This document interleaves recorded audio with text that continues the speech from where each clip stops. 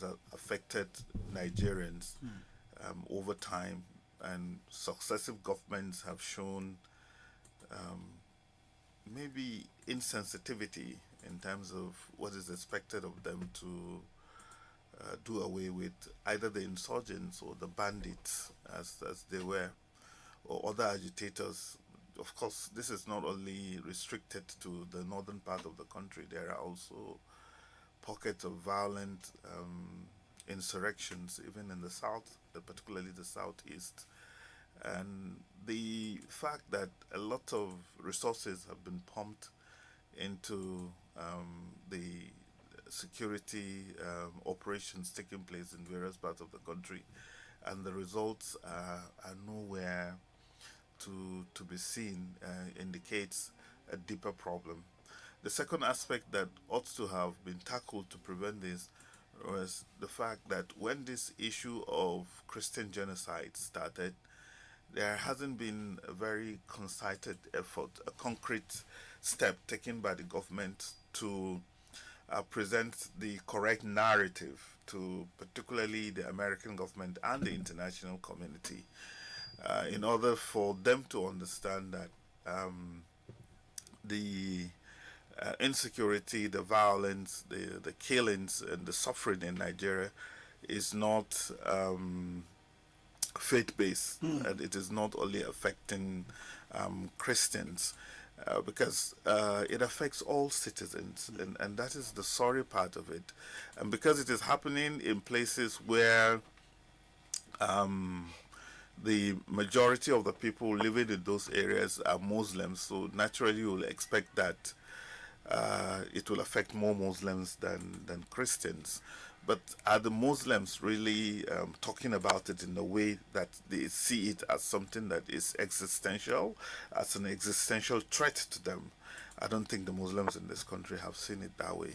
And the other justification for this, you can clearly see, is the fact that particularly in the north, you don't have any militia group or bandits, or in any case, that have affiliated themselves to the Christian faith.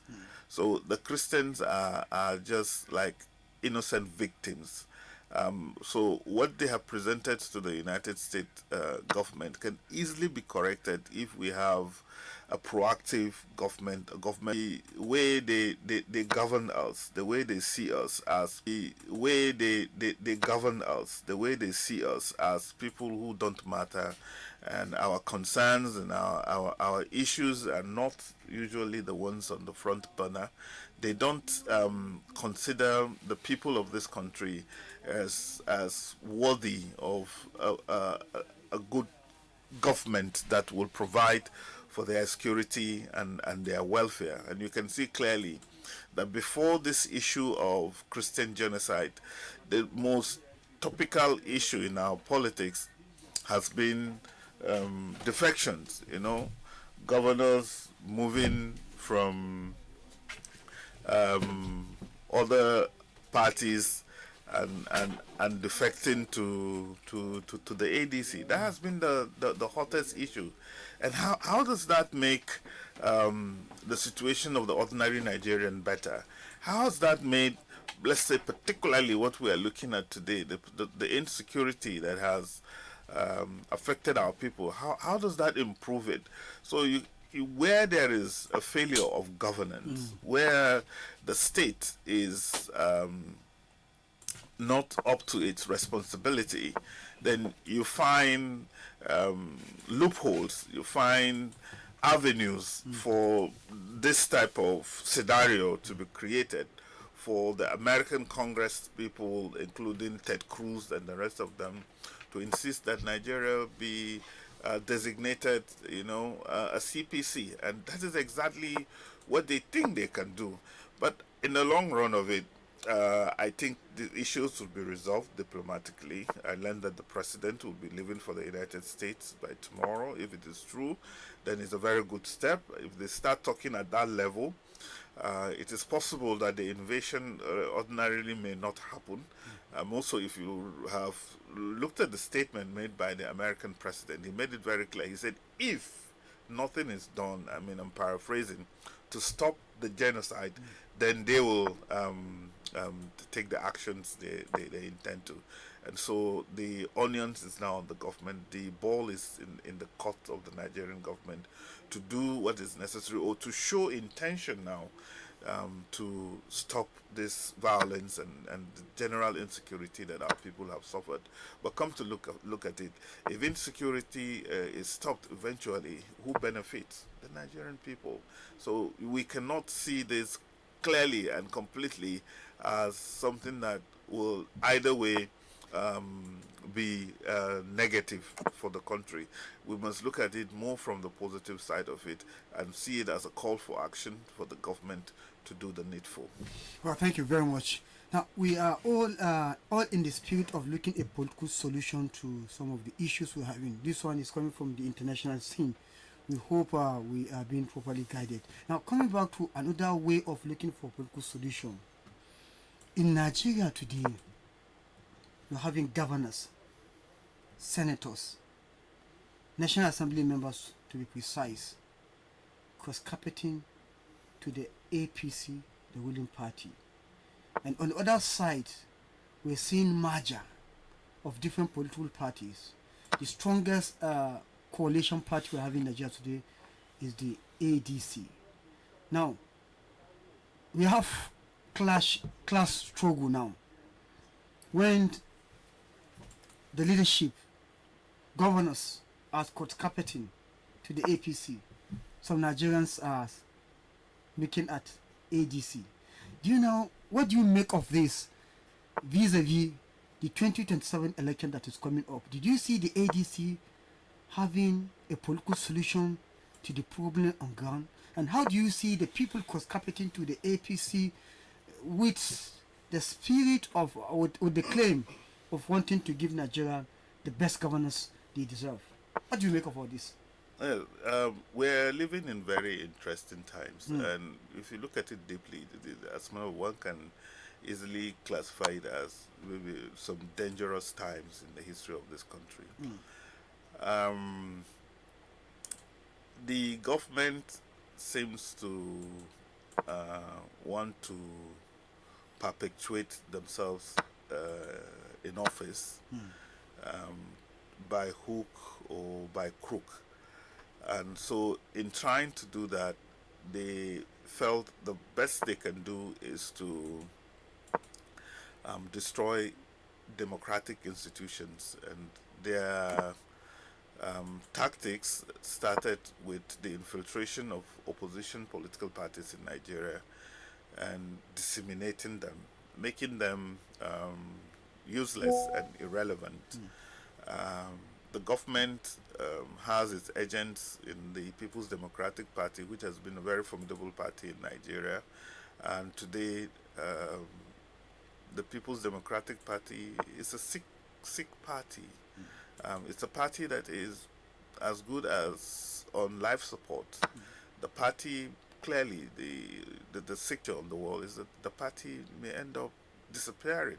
And this is purely because of the kind of politics that is being played from the people on the government side who have infiltrated the party.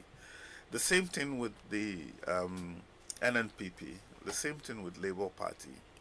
And so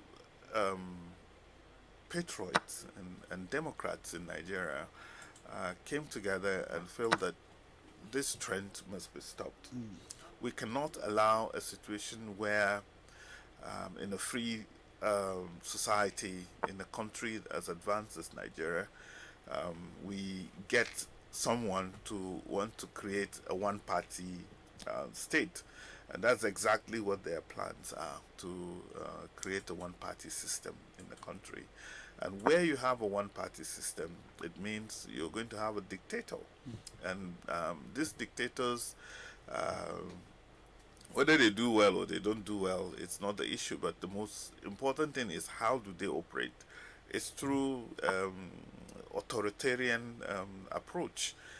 Freedom of people will be curtailed, and those are the norms in a democratic setting. And they want to have total control. And throughout history, where you have authoritarian or totalitarian regimes in power, it has always created chaos. And we can look at the case in Germany and look at the case in Italy as clear examples. So, as Democrats, we felt that we must stop that. We cannot allow um, the gains of the last 26 years to be blown away by selfish ambitions of people who are in power today at the national and some of them even at the states level.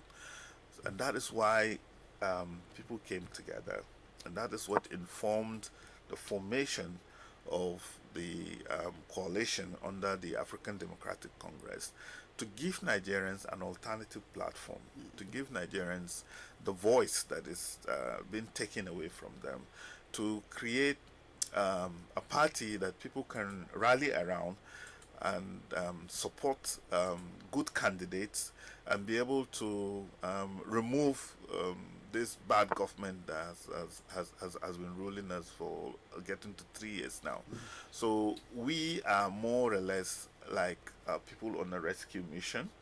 We have seen the handwriting on the walls, and we know that if nothing is being done, we may end up having somebody wanting to be president for life. So this is not good for our country, particularly that we have a very young population. You know, about 70% of the people in this country are below the ages of 35, and that is generally what the United Nations considers as youths. And so, what future would such people have? And they are in the majority. If you have people who are almost in their 80s or 90s, as a matter of fact, wanting to be there forever, it's the age may not be a big problem per se, but even if you are old and you are able to perform very well and deliver on the promises we have made to the people, turn around their lives. In Nigeria today, some of the biggest problems we're having are really deep.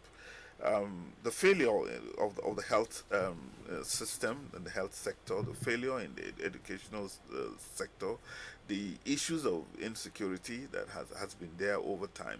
This is the first time in the history of Nigeria that the level of multi-dimensional poverty has risen so high that in some states, about 65, on an average in the north, the level of multidimensional poverty is around 65%. It means 65% of the people in the north are absolutely in abject poverty.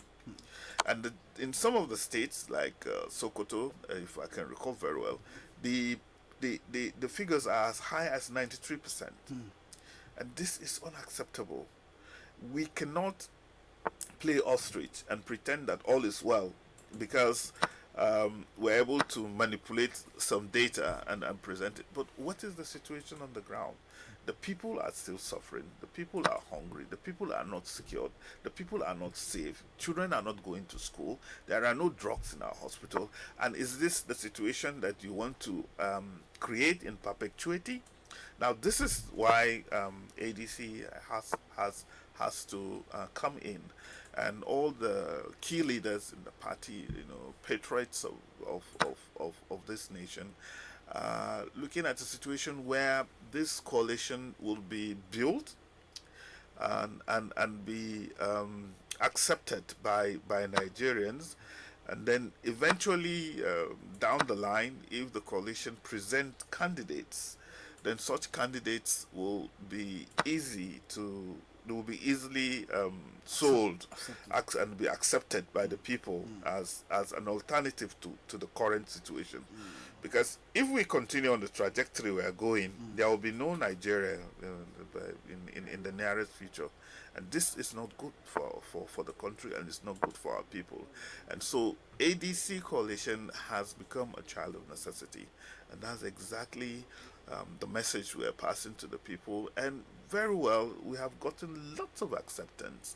The people have understood why they need to be more proactive in politics. And particularly people in the grassroots that we tend to relate with very well. And for the very first time, I think this is, I came home back to monitor the local government elections here in Niger. This is the first time that we're having a local government election and the people are crying, and the backlash is that the Well, people are becoming more and more aware of their well, rights and their duties and before we dive responsibilities. into that, Yeah. let me, because of time, because we're taking a short break now. Before, let's just 4 minutes for you to add to this. You talk about credible, uh, a kind of option giving Nigerians a kind of a window for them to regain their confidence in leadership. That's what the ADC is coming up, if Sure. I understand it all. Now, how do you look at, you see, if you look at Nigerian political culture today, you cannot deny the fact that the governors play a greater role in general elections. Because given the fact that they are number one citizens of their states, and here you are having governors carpeting to APC, don't you see that as a threat to the coalition and threat to Nigerians who will want to have a change come 2027? Yes, history has a way of repeating itself. In 2014, we experienced people defecting, people cross carpeting to the PDP, but it didn't stop Goodluck Jonathan from losing the elections. And I keep on telling people, for the fact that a governor has moved from his party to another party does not in any case imply that the entire population of the state have also moved with him to the party that he's going into. That is not what is playing out. The people are not happy. The governors can jump from one party to the other and somersault and do all the things they are doing. It's not going to change the fact that the people of this country are dissatisfied with the governors and the president, and they are ready to bring about the desired change, which they know they can defend and they can produce if they are willing to do that under a platform that will provide the avenue for them to express their political and democratic rights. So we're not disturbed about the defections. They are neither here nor there, and they can defect as much as they want, but it's just bad radiance to even the party they are going into, because where these politicians are seen as problematic, and you are now putting more and more of them in the same basket, you're creating a bigger issue than the normal one. And we know why they are defecting. They are not defecting because they have seen anything as an opportunity for them to serve their people better if they are in the ruling party per se. They are defecting because they want it to guarantee their re-elections in 2027. So the people are not stupid. The people are just watching them. We know they may want to rely on the loopholes in the electoral process, maybe rig the elections in their favor. But we're trying to push for electoral reforms. There are two aspects that we must insist, and as an opposition party, and a lot of Nigerians are beginning to key into it, is that there must be electronic transmission of results from the polling booths. Once that is established, then to hell with them. They can't rig the elections anymore. And another reform, just touch on it, is to stop the state independent electoral commissions from conducting local government elections in this country. If the local government elections are handled centrally by the INEC, then maybe we can get better results. I don't think it's not a Niger State problem per se. These irregularities that we're seeing is a national issue. There is hardly any state where they don't write these results and claim that the incumbent party, the party of the governor of the state, has swooped all the local government chairmen and councillors 100%. It's a shame. It's a shame. Well, let's post here, so that we can give way for the news flash, and when we come back, we're going to discuss more on the future of Nigerian politics. So please, listeners, stay and don't go anywhere.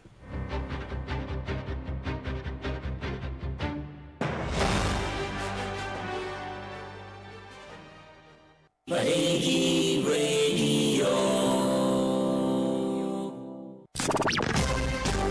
News. Get the latest news in Nigeria and the world on Badeggi Radio. We give you the latest updates and keep you informed 10 a.m. every morning with News Flash. Keep up with what is happening on the globe with news at 12 noon and get more information with news at 5 p.m. Get all you need to know in one place. News.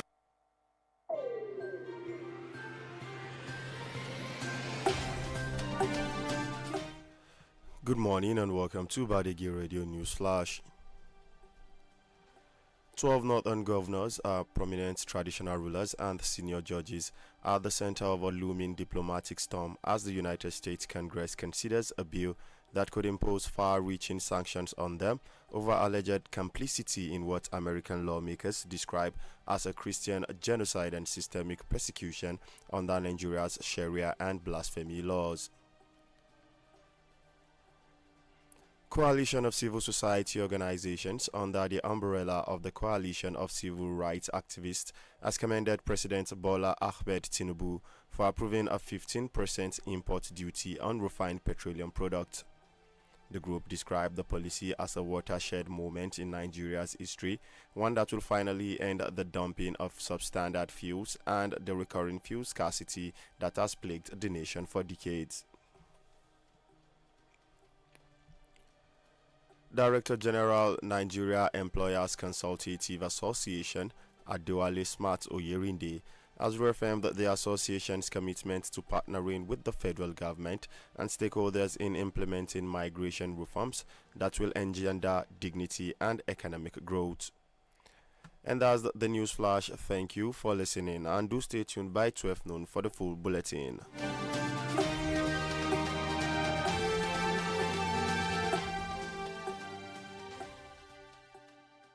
90.1 FM.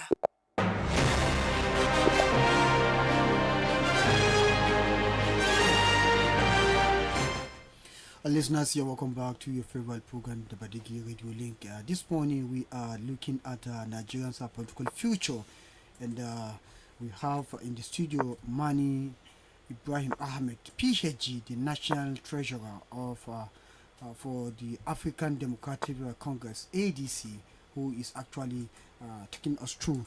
And you too can, it's going to be a phone-in participatory program. When we open our phone line, you too can join in. You can join in through our phone line 09138579001. And on our Facebook page, you can follow us at Badeggi Radio 90.1 MHz FM for you to make your comment. And on our YouTube channel, you can follow us at Badeggi Radio 90.1 TV. Subscribe, comment, and like this the page so you could have more and more of our program. Now, coming back to our issue, let's now look at Niger State. You just came back to Niger State for Niger State local government elections. The election has been concluded, results announced. What is your take on the election generally? Did you, the process of the election? As a seasoned politician, somebody who has been in this thing for maybe up to 2 decades, I can assure you that we didn't expect anything different from what unfolded. We knew they were not going to allow the people to vote. We know that in many instances where you have local government elections in states, the results are just fabricated. The results are just written. It hardly ever reflects the wishes and the aspiration of the people, and that is why you will see that the primaries that happened to produce candidates for local government and councillorship candidates in the wards, more like do or die affairs, and people know that once the state government endorses them, it's like what they call home run in baseball. It's success all through, and so this is not good. What has happened in Niger is um, taking electoral irregularities and malpractice to a higher notch. We didn't expect that there will be this civil in in perpetuating their electoral irregularities and the situation we have. But most importantly, most of the reports we able to receive from the field have to do with the way people are perceiving the whole elections. And for us, we are very happy that the people are crying out that for the very first time in Niger State, people are coming out to cry foul. Not only the candidates that contested elections, but the ordinary people who are not allowed to um, cast their votes, who have been disenfranchised, are the ones that are crying foul. And it's a, it's a good thing for an opposition party in formation because it will clearly make the people understand that the government in power doesn't mean well for them. They easily will have allowed them to express at least their rights, not to disenfranchise them in the way and manner the reports have been coming from all the local governments. In some of the local governments and some of the wards, elections did not take place at all. In other places, the electoral materials arrived rather too late into the day, and where they have maybe 500 registered voters, they will bring maybe 50 or less ballot papers for 500 people and things like that. So we are learning from this, and the people are getting smarter and wiser. The people are more and more living up to their responsibilities and their expectations. Those who have seen it are not satisfied, and I'm sure a lot of the cases can well be established in the courts, and people may be able to claim their mandates. We want to encourage particularly our coalition partners in PDP and in SDP that have already been fielded as candidates before the emergence of ADC as the rallying point for them to pursue this to the logical conclusion of taking it all the way through to the courts. But we know that you cannot sustain a system by stealing, by robbing the people of their opportunity to produce leaders for themselves. There is no way there won't be repercussions for this type of actions, and we stand with the people, and we'll continue to voice our concerns and call for electoral reforms in the country, and particularly maybe in Niger State as well. Like I said earlier, one of the easiest ways in which this problem can be tackled will have to do with the constitutional amendment that will do away with the state independent electoral commission, so that all elections in the country are handled centrally. We can do it. Bigger countries than us have centralized electoral system, even if they spill the elections. But what needs to be applied here is just to incorporate more technologies into the way we do our elections, and it shouldn't be a problem at all establishing that. The handwriting is on the wall in Niger State. It's clearly showing the current administration that they are not popular. It's clearly showing the current administration that the people are dissatisfied, and it's clearly showing the current administration that come 2027, definitely there will be a turnaround in Niger State. But someone will want to argue this. You see, in Niger State, there is a voting culture. That's the winner takes all. If it is PDP, that's the governor. Virtually, the local government election, PDP will sweep all the positions. Talking about chairmen and councillors. If it's APC, whatever party is in power. Now, many will argue that the issue of the sentiments, protest votes we have experienced was as a result of the candidate imposition of candidate by the APC in the primaries. People don't look at political part oppositions. Now, don't you see Niger State, the Nigerites, putting all their eggs in one basket come 2027, not minding the fact that there was an outcry here and there, and there was issue of vote buying.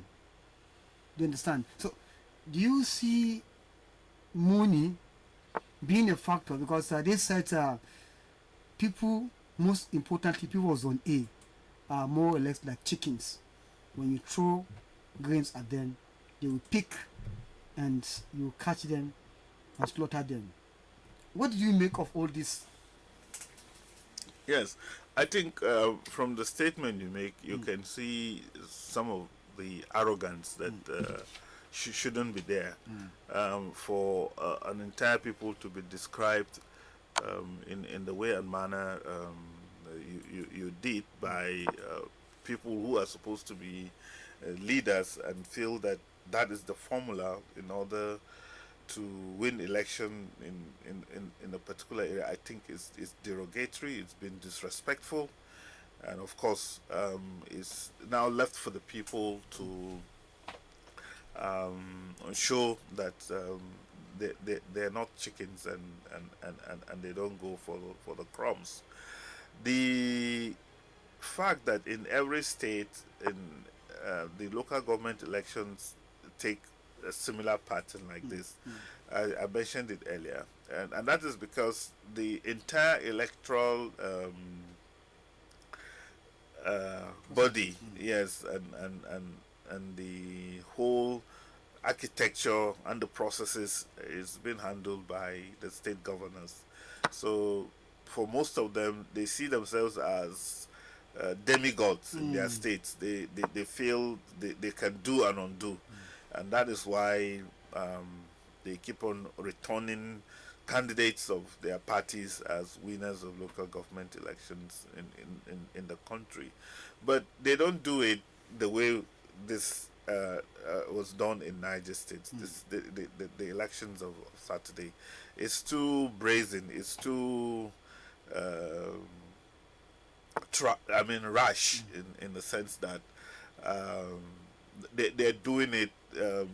It's too open. It's too careless of them, and in the same maybe disrespectful way that you have expressed, to say that irrespective of whatsoever, the people don't matter, and they can always get away with whatsoever outcome they present at the end of the day.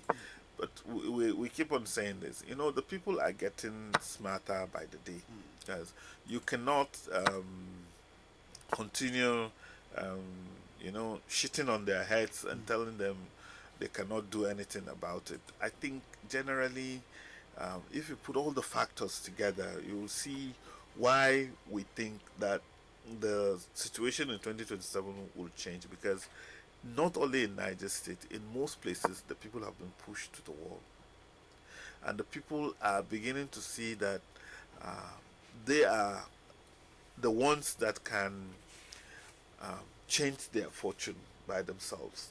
They are seeing the possibility of rallying around alternative platforms and alternative candidates, and this is what ADC is coming to present, where you don't have an alternative. You don't have um, a place to go to.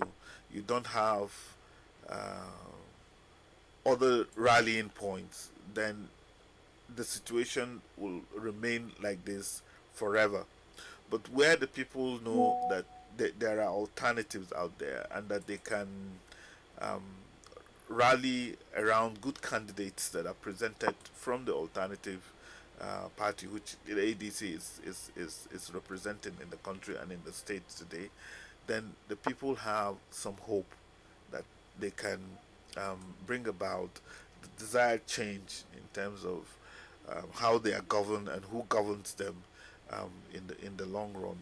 We cannot build a system and expect the system to be strong, to be virile, to be able to give us all that we want in terms of our developmental needs, in terms of our social needs as a country, where the system is not friendly to the people, where the system is generally skewed and constructed almost against the people.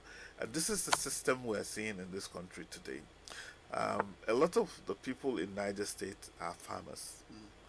And what are the farmers in this country experiencing today? Particularly those smallholder farmers.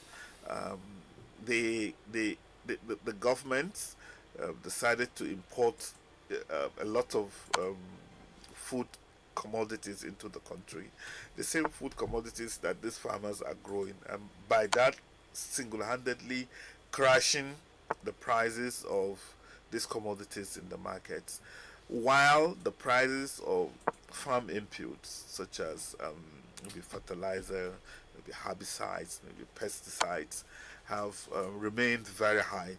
And so the farmers have produced crops, at a very high cost, and they are now harvesting and selling it almost at a giveaway price. People remember such things. People remember those who are doing this to them. People will want this type of situation to stop.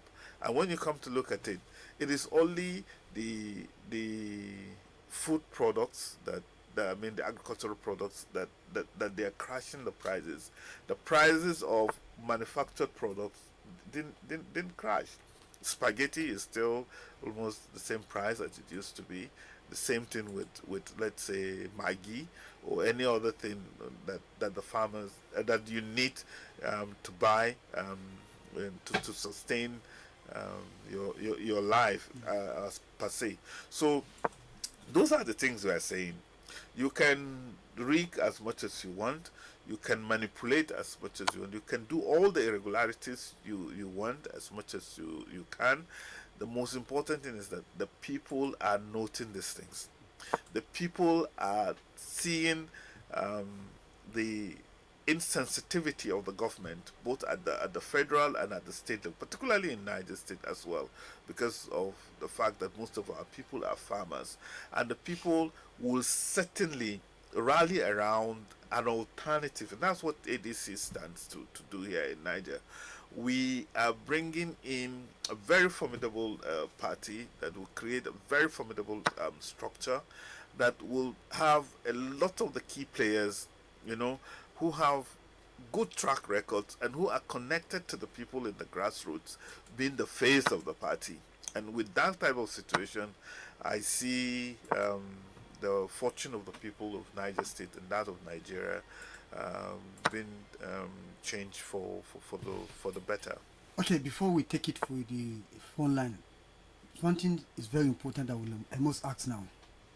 We keep saying people have identified those who subjected them into this untold hardship, the insecurity, lack of farming equipment, support that is needed, and all other those indices of development. They said they remember those people. When we said that you are the one saying it, the people actually used to forget about it when they get to the polling unit, as it has played out in this recent election. The same people who are castigating and lambasting the government before the polls, as soon as they get to the polling units, what's the policy, one of the political strategies the APC have sides allegedly said they're going to use, which is weaponizing hunger and give people 2,000 naira to change their minds and give them the mandates, has actually been tested in this recent election because of the cases of vote buying we've seen, including those who are castigating the government. Are you not seeing the people forgetting all those hardship when they get to the poll in 2027? No. And what alternative are you two going to give them? Because it's one thing for you to present an alternative to the people. It's another thing for the people to see that alternative with something that will motivate them, which is money. If you don't give them money as an alternative coalition, do you think people will think about those hardship and take the alternative? Yes. So, even though it's a very easy thing to do, to get the money bags, to bring money and you go vote buying, and then the highest bidder takes the day. We're not going to go that route. We're not going to do any of that. What we also intend to do as we're deepening the party is to continue on voter education. One of the biggest problems we're having in this country is not even the vote buying per se, it's voter apathy. Where you'll have 80 million registered voters, or up to 100 million registered voters, and only 26 million will come out to vote. It's marginal. It means that a lot of our people don't care. A lot of our people don't want to be participants in the electoral process. So we know the task ahead, and we're going to do it effectively to get our people to understand how they can change their fortune by participating in the electoral process, in the democratic processes, by registering, of course, and by voting, and by making sure that their votes count and they protect the votes. So that silent majority of Nigerians that are not voting are actually those Nigerians within those ages of 35 and below that I'm talking to you about. They are the ones that seems not to care, and they are the ones that are living almost in despair. And those are the ones that we want to talk to and want to give them hope. In the African Democratic Congress, today as I'm talking to you, we have a policy in terms of our leadership that will bring the young people and the youths to the table. We want them to be part of the decision making. And we've decided that 50% of the positions at the National Working Committee, at the National Executive Committees, the states and the local government should be people below the ages of 40, both males and females, 50%. We want a situation where those of us who are more than 40 will, after a generation, fade away, and we'll have a young, virile, political, active players in this country from this demographic group that has been marginalized and has remained inactive and are not doing much. So if we can really rally the youths into this project, I can tell you nothing is impossible, and we see that as a pathway to victory.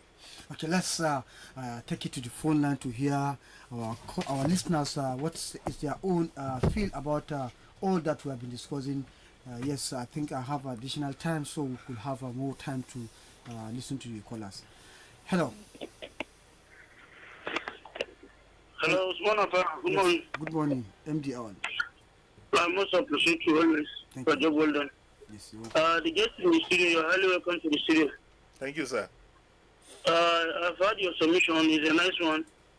You've enlightened us, you've enlightened us a lot. Usman Affair, you understand the lapses that we're having, and you can see most of our politicians are defecting to the ruling party.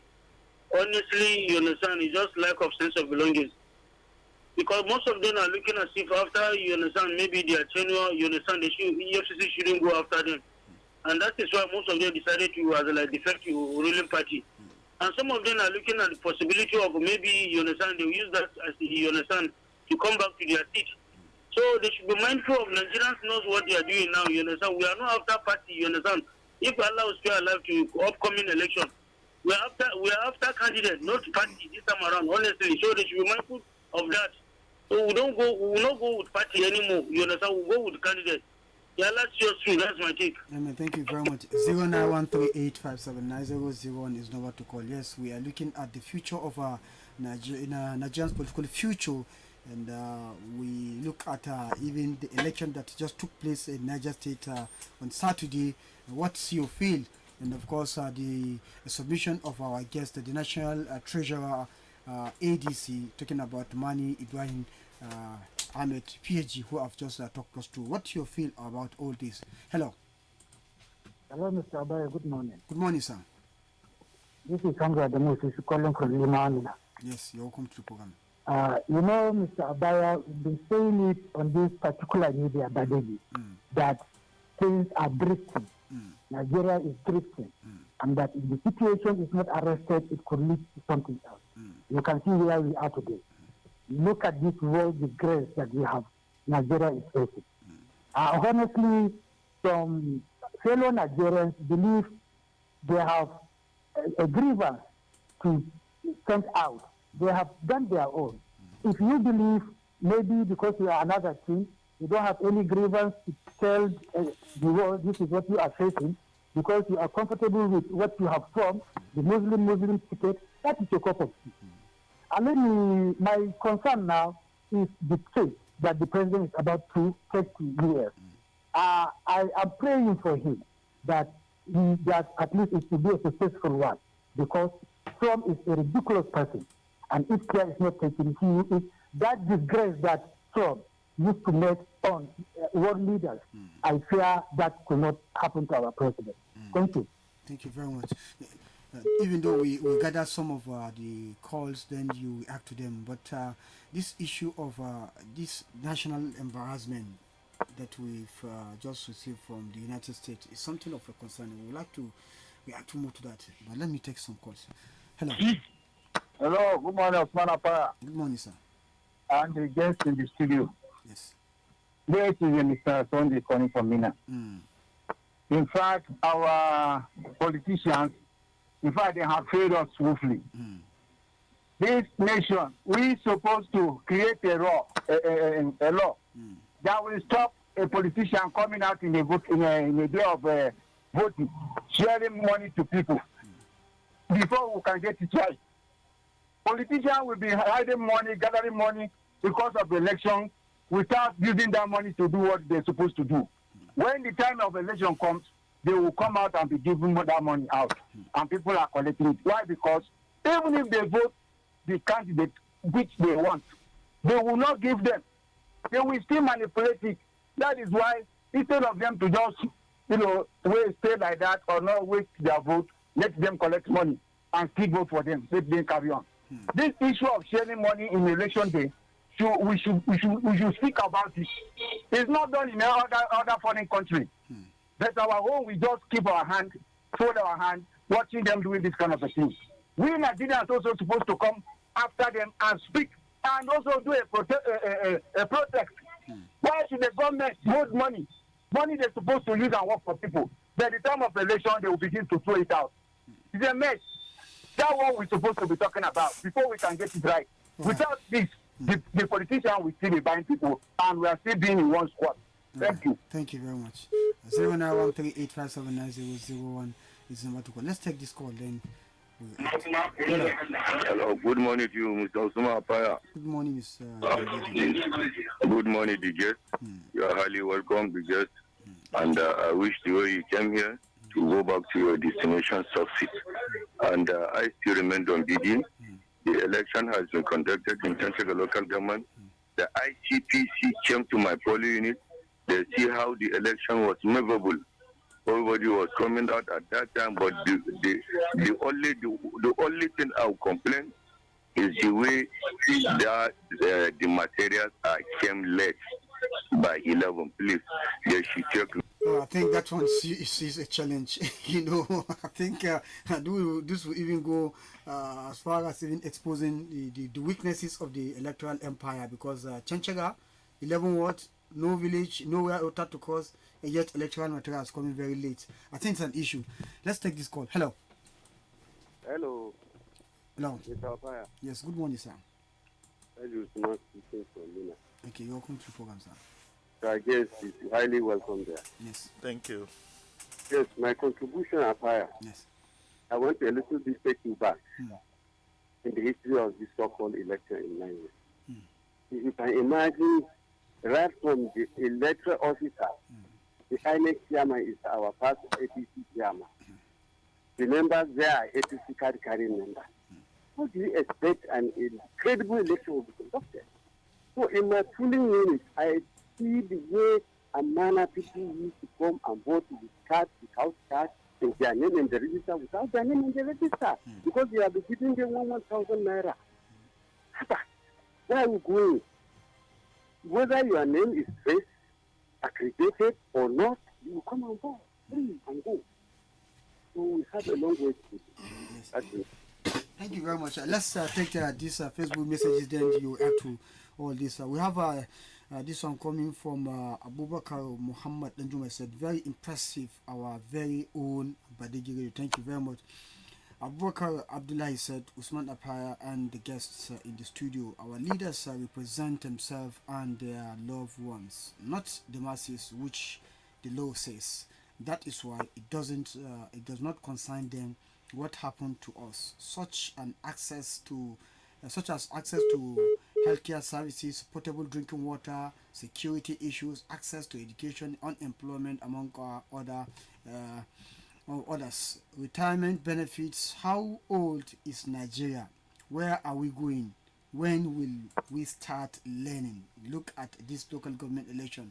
What are we saying, Mr. Paya? I don't know.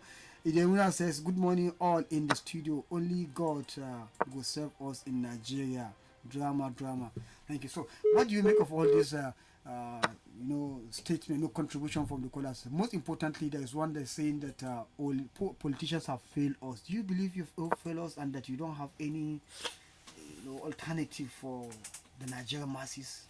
Yes, there's despair in the land. There is general feeling of hopelessness in the land. So you don't blame the people when they generalize under such situations. But like I tell people, except there are aberrations, the only way you can aspire to leadership position in this country and under a democratic system is through the political party structure. So if people will continue to think that politics is for people who are like the bad eggs in society, people who have what it takes, people who really matter, people who are there with some good intentions, with wonderful pedigree, are staying away from politics, then we have a big problem. So politics is a civic right. It's our duty and our responsibility as citizens to be actively involved in the political process. Even if we don't want to join political parties and we don't want to aspire into leadership positions, we must be ready to register, go and vote, and then defend our votes. In that way, we will form that critical mass, that large number that is needed to make about change. But when people see politics as a dirty, as a bad game, and they are aloof from it, they stay away from it, they are not concerned, and when things go bad, you come out and you're blaming the leaders. I think we're doing a disservice to ourselves. As citizens of this country, we must see ourselves as people who have, every right to be part of that leadership if we know that we have something to deliver. And we must be able to change our mindset and make us to be more on the driver's seat than just passers by that just see things happen. So we need to have an attitudinal change. We need to identify credible and people who have what it takes with good track records and pedigree within our society, and encourage them to aspire into leadership position.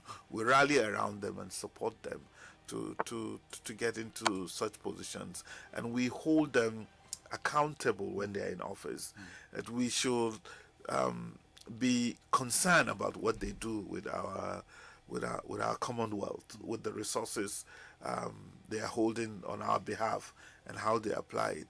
We cannot be passive as citizens and expect that people in government should do the right thing. We must be active participants in the governance process. This is key, this is important. So it's a collective responsibility. The citizens have a role to play, and then those who are also leading have a role to play. It is only through that we can establish, a virile and a productive system that will create good governance, that will bring about the desired development we need in our communities, in our states, and in the nation as at large. So we have to think differently in order to change the situation. Yes, I'm just having just a few minutes because of the time that's been added. What I'm going to ask now is going to form part of your parting words on this show for today. Now, there is this general fear. All the rhetorics we have presented today have actually gone down well with many people, but the fear is this, that when the APC merge, when they're about coming, they came with very beautiful rhetoric that actually sell out, and people actually queue behind. They embraced the APC, and all of a sudden things started changing upside down.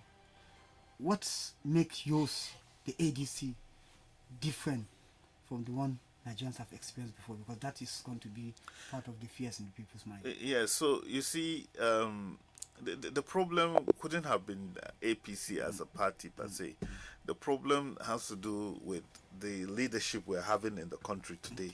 And maybe in Niger State, it has to do with the leadership we're having in the state. The fact that the leadership has disconnected itself from the people. The fact that the leadership is not looking at what the party wants in terms of the party manifesto and what they should do. And the leadership is thriving more on nepotism, more on insensitivity, more on creating hardship for the people, then of course the people must cry out.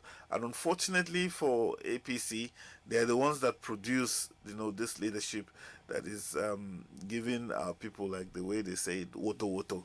So we cannot say that if we have someone who thinks differently, who does things differently, and emerges, let's say tomorrow in APC, the people will not have better fortunes. People will have the party structures, the party constitution, the party manifesto. They are robust, they are good. But when people come and they bring their selfish interests into governance, and they bring this insensitivity into governance, and they bring this, all of these things will lead eventually to bad governance. And this is what we're experiencing in this country. And every problem that we have today in Nigeria is as a result of the negative and the anti-people policies of this government for the last 2.5 years. And nothing will change if they continue on this trajectory. And our people deserve better.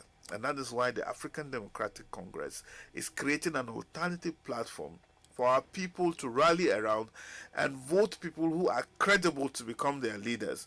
Those people who will tell you whether you like it or not will be there and will do as we please. And does the African Democratic Congress have that mechanism to make sure that they block people who might want to bring in their personal gains into the act of governance? Yes, certainly. If you notice, since I came in here and I've been talking, I did not talk about any of our candidates. No. I did not talk about anybody. No. I was talking about party and its policies. This is what we're doing now. We're building the party in the zones, in the 6 geopolitical zones. We're doing it in the 36 states in the FCT. We're doing it in the 774 local governments and the over 4,000 wards in this country. This is exactly what we're doing to get people to embrace the party, register in the party, have a sense of belonging in the party. Then the people produce their leaders, and let's see who will stop them. So you mean we're going to have a supremacy of the party over and above individual. Certainly. We hope so. Certainly. Thank you. Well, listeners, this is where the curtains fall on this program today. We've been discussing with Mani Ibrahim Ahmed, PhD, the National Treasurer of the African Democratic Congress, ADC. That's the most resounding coalition opposition in Nigeria today. And of course, they have assured Nigerians that they are out to give Nigerians the most desirable, alternative they really require after all the ups and downs. This is almost 26 years after returning to this democratic dispensation, and yet Nigeria is still complaining because of the act of governance and of some of the democratic processes is not actually in place. We hope and pray that coming 2027 general election, Nigeria should have a better alternative. We shouldn't be having the change that Nigerians would want to be complaining afterward. Well, from all who have actually made this program, reality today, we want to appreciate you, the listeners out there listening to us, and of course those of you following us via our social media handles talking about Facebook, WhatsApp, and of course the YouTube. We want to appreciate you. And for me, I am Usman Apaya. Thank you for listening. God bless you, and goodbye for now.